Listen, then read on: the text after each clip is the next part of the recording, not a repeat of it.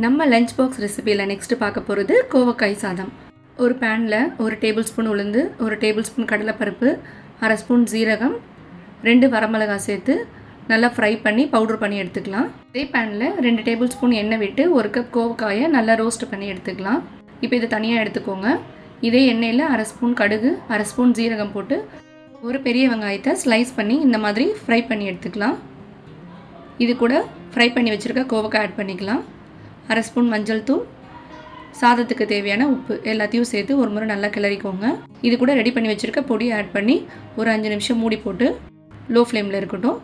இது கூட வடித்து ஆற வச்ச சாதம், கொஞ்சமாக கருவேப்பிலை, மல்லி, கொஞ்சம் பெப்பர் எல்லாத்தையும் சேர்த்து 2 நிமிஷம் நல்லா ஹை ஃப்ளேமில் கிளறி இறக்குனீங்கன்னா ரொம்பவே டேஸ்டி அண்ட் டிஃப்ரெண்ட்டான கோவக்காய் சாதம் ரெடி. எல்லாரும் இந்த மாதிரி செஞ்சு பார்த்தீங்கன்னா லஞ்ச் பாக்ஸ் காலி ஆகிடும்னு சொல்லுவாங்க.